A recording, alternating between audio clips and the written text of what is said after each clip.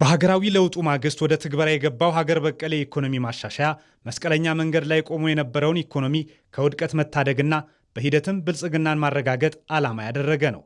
ማሻሻያው በሁለተኛ ምዕራፉ ከ2016 ሐምሌ ወር ጀምሮ ወደ ተሟላ ማክሮ ኢኮኖሚ ማሻሻያ ትግበራ ገብቷል። ይፋ የሆነው የማሻሻያውን የ18 ወራት አፈጻጸም የገመገመው ሪፖርትም የኢትዮጵያ ኢኮኖሚ በጽኑ መሰረት ላይ መቆሙን አመላካች ሆኗል።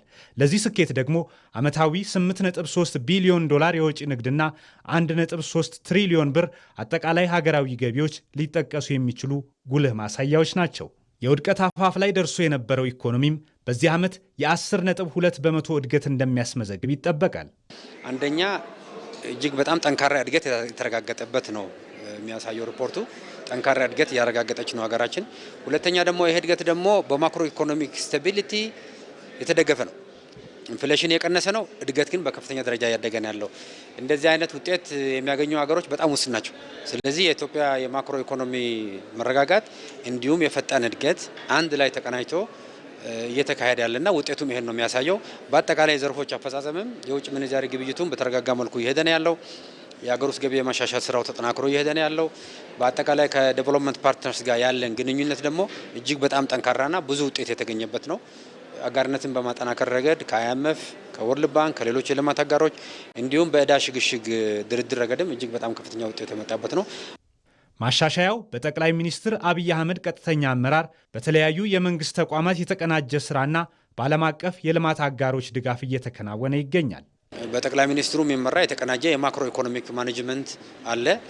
የማክሮ ኢኮኖሚክ ቲም የምንለው ማለት ነው። ብሔራዊ የማክሮ ኢኮኖሚክ ኮሚቴ አለ፣ ፕራይም ሚኒስትሩ የሚመራው።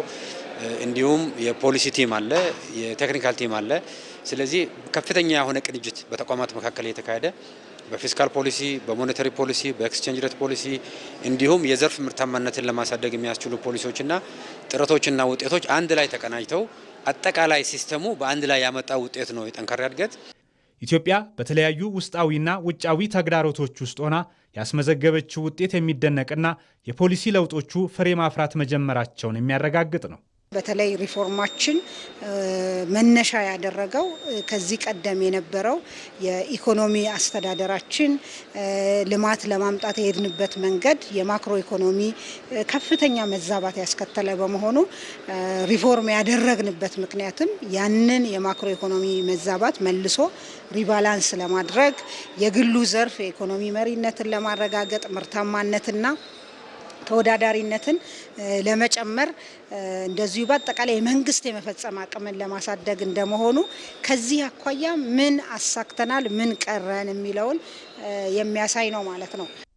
ሪፖርቱ የተገኙ ስኬቶችን ከመዘርዘር ባለፈ ወደፊት ሊያጋጥሙ የሚችሉ ስጋቶችን ቀድሞ በመለየትና የመፍትሄ እርምጃዎችን በመጠቆም ረገድ እንደ ስትራቴጂያዊ ፍኖተ ካርታ የሚያገለግልም ነው። ዓለም አቀፍ ደረጃውን ጠብቆ የተዘጋጀው ይህ ሪፖርት የሀገር ልጆች ብቃትንም አስመስክሯል።